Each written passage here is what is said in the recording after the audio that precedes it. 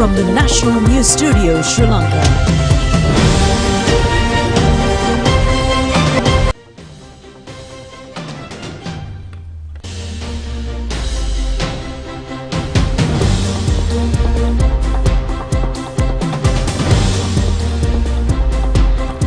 Good evening and welcome to the National News broadcast bringing to you live from the National News Studios here at Rupavahini. I'm Charita Vinupurarachi. And I'm Kasani Balachandra. Here are your top stories for tonight.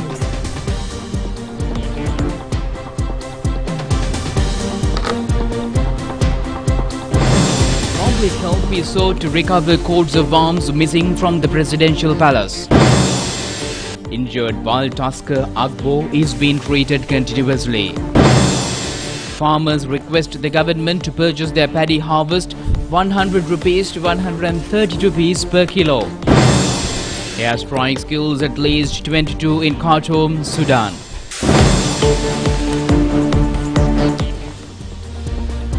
On to those and other stories in detail now, and starting off with the top local story.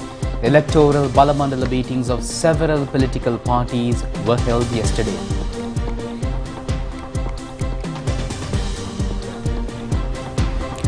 The Senkadagal electoral meeting of the United National Party was held under the patronage of General Secretary Palitha Rangabandara.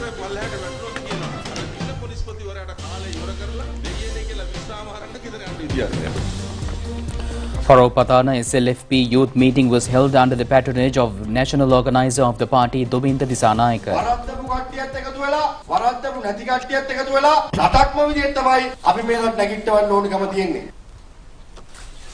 The 142nd Janapawura program of the Samagi Janabalavege was held yesterday in Kotte with the participation of parliamentarians Tissa Attanayaka and Dr. Harsha De Silva.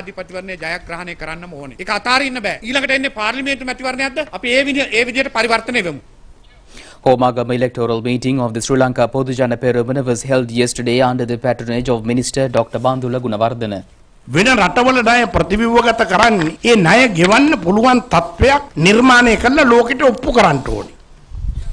National People's Power Karandani electoral meeting was organized under the patronage of leader of the party Anura Kumara Disanayaka. අපි මේ පාතාලේ මැඩ පවත්වනවා. හැපිලා බලමු. මේ කුඩු ව්‍යසනයෙන් අපේ මාතෘභූමිය ගලව ගන්නවා.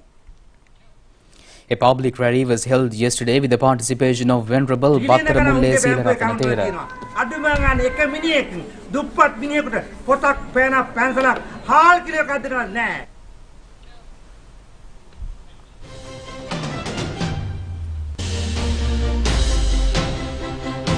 And in more local stories, the President's Secretary Samane Kanayaka has made a request for the return of any coats of arms with archaeological or artistic value that belong to former governors and presidents. These items are sought to be handed over to the Presidential Secretariat by the 31st of July. During the occupation of the Colombo Fort Presidential Palace by protesters from the 9th of July to the 14th of July 2022, various valuable artifacts and archaeological items went missing, including coats of arms associated with former governors and presidents of Sri Lanka. If anyone has information pertaining to these missing items, the President's Secretary kindly requests the Presidential Secretariat be contacted via the telephone number 0112 354 354, adding that the public's assistance is crucial in locating these coats of arms of significant national importance, and their assistance is deeply appreciated.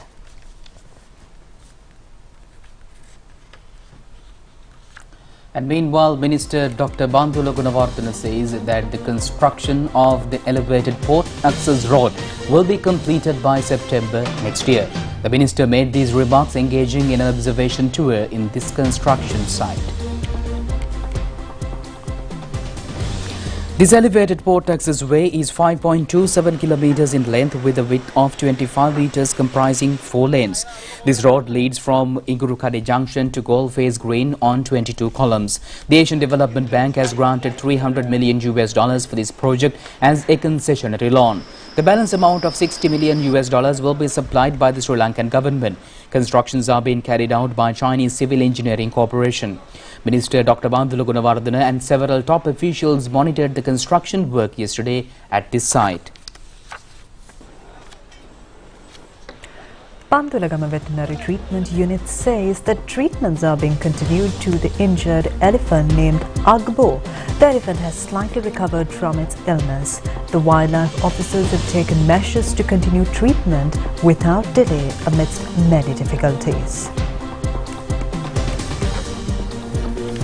The elephant Agbo is significant among the wild elephants in Sri Lanka as the jumbo has a specially featured pair of tusks. The elephant, aged nearly 40 years, usually roams in the jungle areas in Tirappane, Mahakanadarava and Mankattiya. This elephant has been subjected to many gunshot injuries during the recent times. The front leg of the jumbo is severely injured due to a trap gun attack.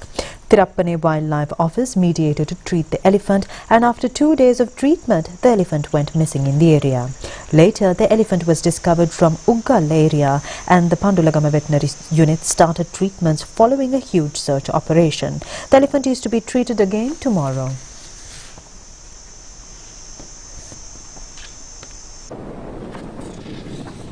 There's a satisfactory recovery in the severe wound of the front leg. Veterinary surgeons of the Wildlife Department are constantly monitoring the elephants and taking utmost effort to save the life of the rare animal.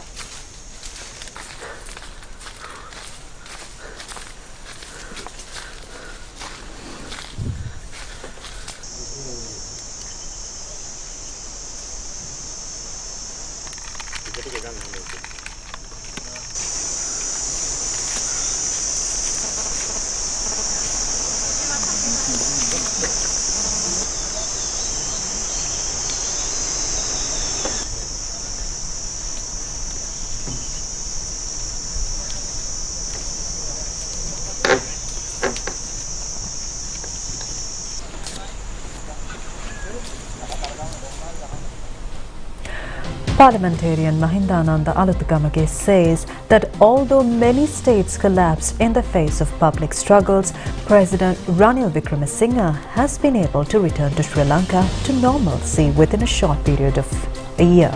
He made these comments at a media briefing held today at the President's Media Centre under the title of All in One Way Towards a Stable Country.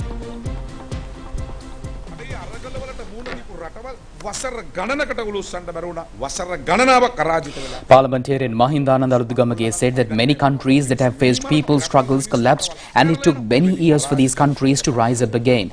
Anarchism prevailed in these countries for many years. However, Sri Lanka faced a similar situation and no leader came forward to take over the country. Various parties were invited, including the SJP leader Sajith Premadasa, but no one was there to accept the challenge other than President Ranil Wickremesinghe. The country was in a bankrupt state when he took over the country. The country was unable to provide the essential needs of the people. The inflation rate was 67%. Foreign reserves were zero. The country was in a short of foreign remittance. The tourism sector was collapsed. Bank interest rate was 30%. President Wickremesinghe has done a transformation that no leader in any country which faced a similar situation was unable to do. There is a democratic right to hold struggles. As a government, the ruling party cannot let anarchism to prevail in the country under any circumstance. The presidency is economically strengthening the country and steering it forward. Therefore, the government requests all citizens to stand together to come out of this crisis and go forward as one nation. Paddy harvesting of the yellow season commences in some areas. Farmers request the authorities to purchase paddy at 100 to 130 rupees per kilo.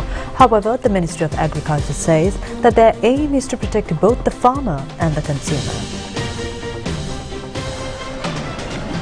Paddy harvesting season has started in Anuradhapura, Rambava and Medavachi areas. Farmers complain that they do not get satisfactory prices for their produce.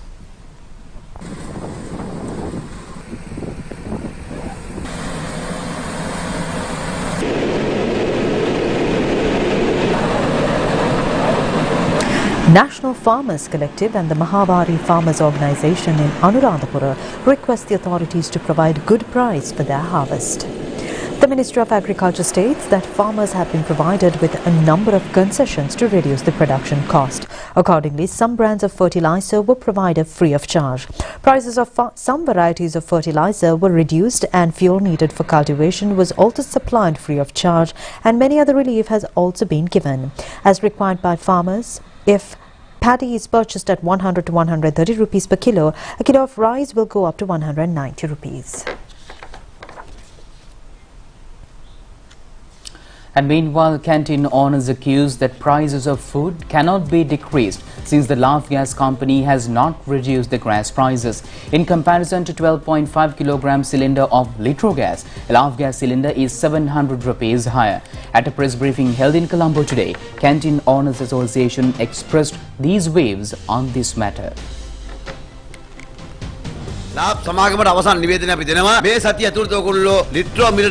President of the Canteen Owners Association, Asela Sampath, said that this is the last warning given to the Lav Gas company. If the Lav Gas cannot be given to the same price of litro gas within this week, all empty Lav Gas cylinders will be returned to the company. Domestic consumers will also be invited to bring their empty cylinders to get their deposits, and then they can purchase litro cylinders. No minister or any authoritative officer questioned the company regarding this.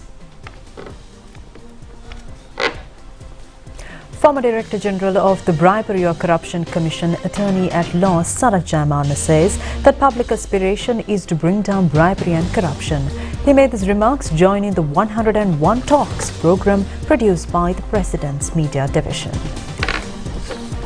Attorney at Law Sarak Jaimana said that the new Anti-Corruption Act grants the Commission the authority to hire expert investigators. Consequently, this act enables the hiring of skilled investigators without the need to navigate the Ministry of Finance or the Treasury for funding. Funding for the Commission will be provided directly from the Treasury through the Parliament, empowering it to address conflicts of interest, prevent bribery and corruption and fulfill its obligations to the private sector. Moreover, provisions have been established to investigate and penalise past offences, ensuring a smooth transition from the old laws. The new Anti-Corruption Act will be established and an independent commission in the truest sense of the word. It is the duty of the citizens to motivate government leaders and officials to embrace this change and move away from the previous empty slogans.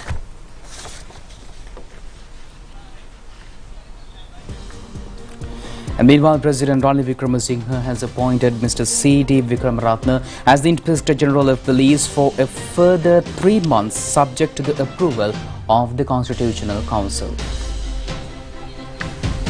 And meanwhile, the reconstruction on the Rajamavata that connects Badulla-Kandy main road is to be started soon. A sum of 585 million rupees has been allocated for the last budget for this purpose.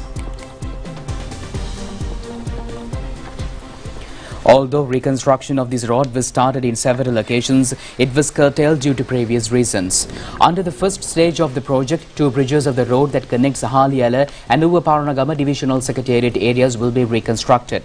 It will provide access to these areas within 30 kilometers instead of previous stretch of 116 kilometers. The construction are to be completed within 1 year. Governor of the Uva province, A.J. Muzambil, and Minister Nimal Siripal de Silva engaged in an observational tour in this area yesterday. The new weekly fair of the Haliyala town has visited with the public yesterday. A sum of 34 million rupees has been spent for this project. Earlier, the traders held this weekly fair along one stretch of the Badulla-Colombo main road. New weekly fair building has facilities for meetings and functions as well. Governor of the Uva province, A.J. Muzambil, Minister Nimal Siripal de Silva, Chamara Sampath Dasanayaka and several others were present at this occasion. Newly set up Ayurvedic Panchakarma Treatment Centre in Min area was opened recently. The new centre has cost over 12 million rupees. The new centre has been set up in the middle of the Habarana and Polanaru tourist destinations. Governor of the North Central Province, Mahipala Herath, and Minister Nimal Minister Siripala Gamlat and several others were present at this occasion. Minister Prasanna Ranatunga has instructed the officials to look into the project started by the Urban Development Authority without receiving approval of the local government bodies. At the Ministerial Advisory Committee meeting held recently, the minister also instructed them to provide a report in this connection within 2 weeks.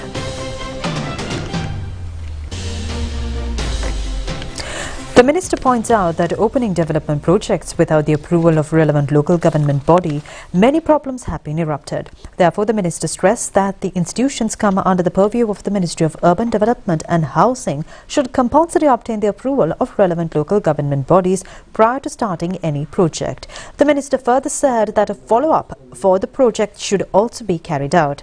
If any institution has violated the relevant condition, legal action should be taken. The minister informed the officials to consider all these matters and submit a report to him within 2 weeks.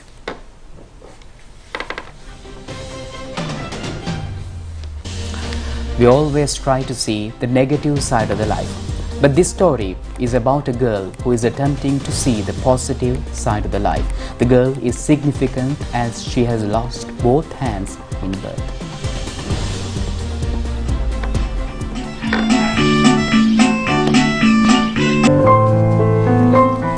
She is Sambai Sivam Saptika, living at Irambaikulam area in Horopatana, Vaunia.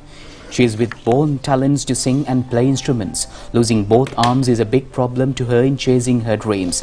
However, she has managed her legs to do her daily activities. She sat for the advanced level examination in math stream and is expecting results. Her aim is to become an artist, especially to sing positive songs to motivate others. It will be a great help for her if you can give her a helping hand.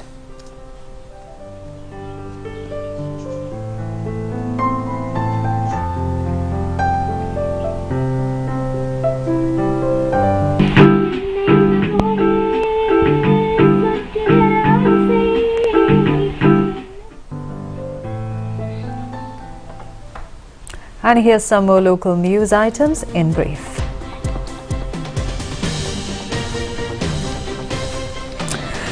Bhikkhu felicitation ceremony was held yesterday under the patronage of Prime Minister Dinesh Gunawardena. 18 Buddhist monks, including Anunayaka of Sri Lanka, Ramanya Mahanikaya, Venerable Dr. Vallabhudu Gunasirithera were felicitated at this ceremony. All Ceylon Buddhist Congress has organized this event to felicitate the service contributed by these Mahasangha to the Buddhist order. A group of thieves have robbed the till and divine jewellery of a Kovil at Magastutta in Nuwara. Nuwara police say that investigations are being conducted to arrest the suspects.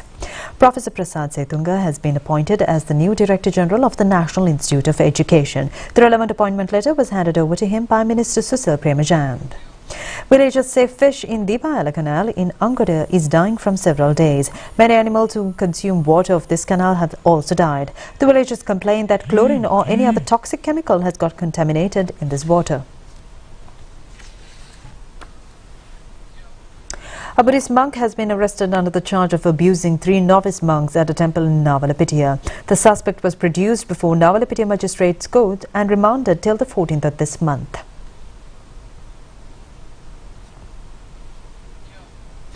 Inter-University Students Federation has organized a protest campaign in Maharagama today to mark the first year anniversary of the Aragalaya.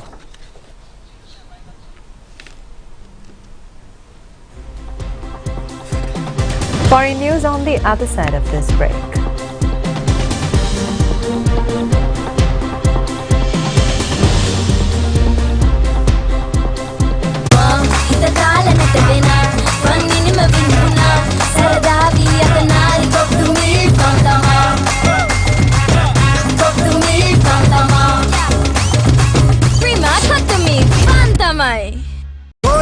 அதிர்ஷ்டம் பெறும் எமது வீரனே நாடு விட்டு நாடு சென்று வென்ற தோழனே peoples remittance மூலம் வென்ற சூரனே உழைப்பினாலே கடமை செய்த பொறுப்பாளனே கோடி அதிர்ஷ்டம் அல்ல முன்கூட்டிய வாழ்க்கையை வெல்ல பீப்பிள்ஸ் ரெமிட்டன்ஸ் வரமே கோடி அதிர்ஷ்டம் தருமே வாராந்தம் 1 லட்சம் ரூபாய், மாதாந்தம் 1 மில்லியன் ரூபாய், ஆண்டிறுதியில் மாபெரும் சீட்டிருப்பில் 1 கோடி ரூபாய் உட்பட மேலும் பணப்பரிசுகளை வெல்லுங்கள். பீப்பிள்ஸ் ரெமிட்டன்ஸ் கோடி அதிர்ஷ்டம் நேரடியாக அனுப்புங்கள், பெரும் வெற்றி காணுங்கள்.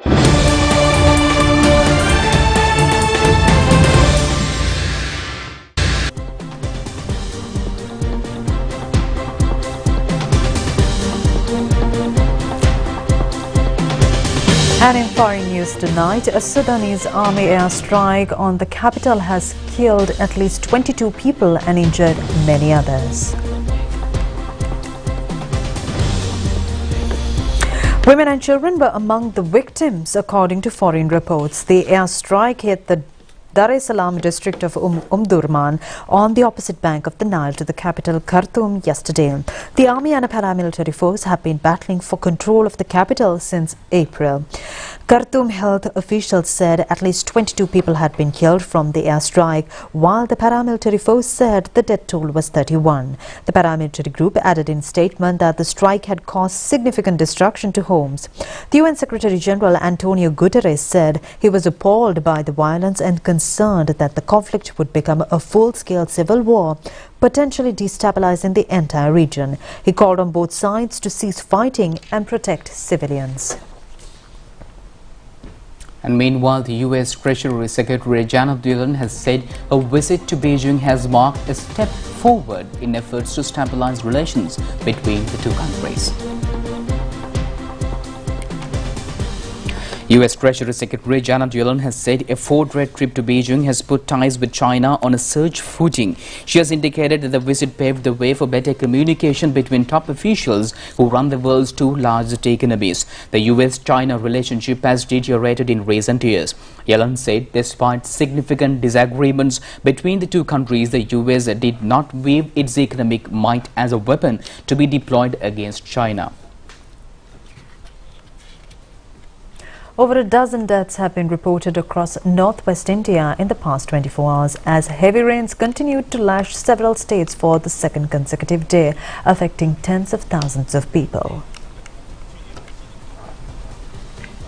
Red alerts have been sounded for several regions across India facing heavy rainfall, while a record-breaking downpour in capital Delhi has led to waterlogging and brought daily life to a standstill.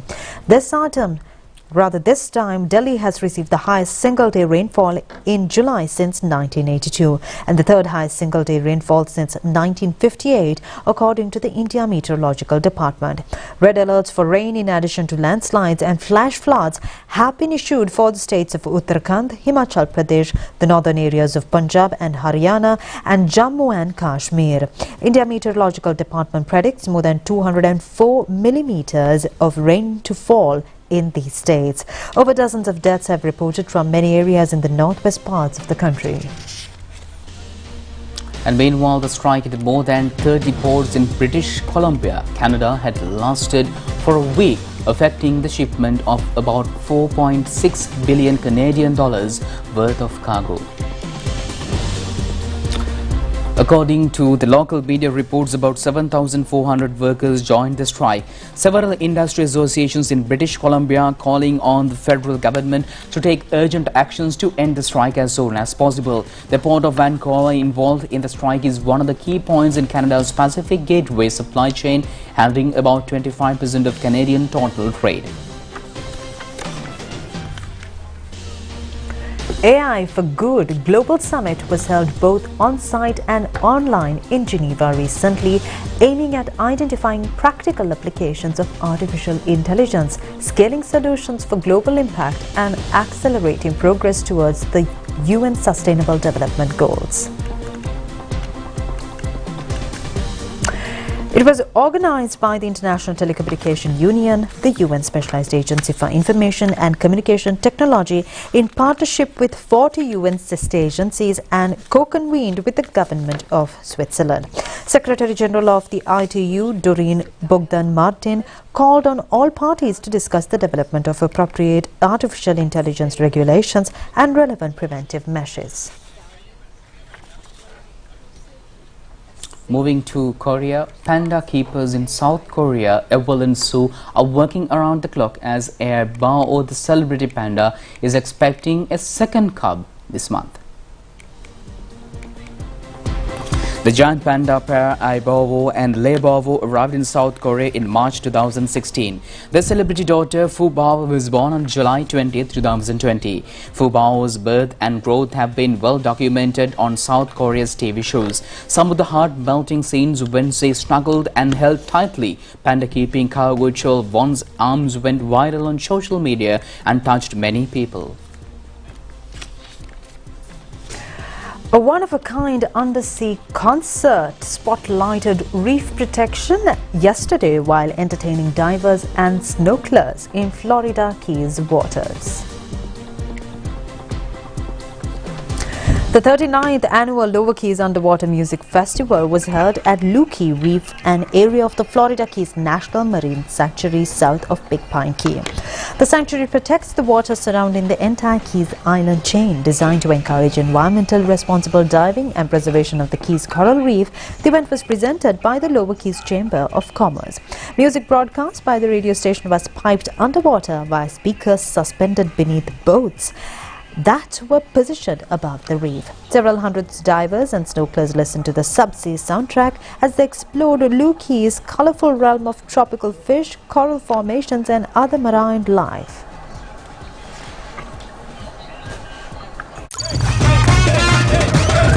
Prima Kotumi Fantamai.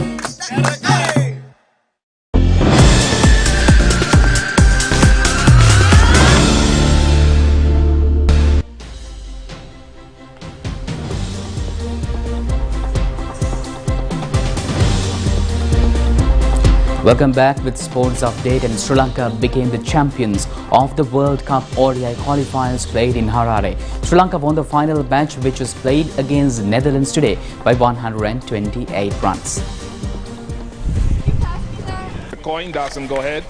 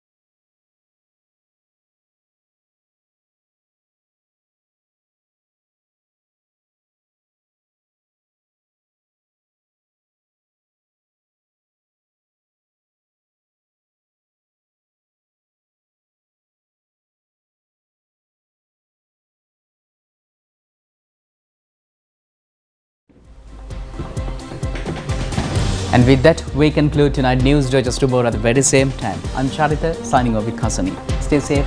Good night. Good night.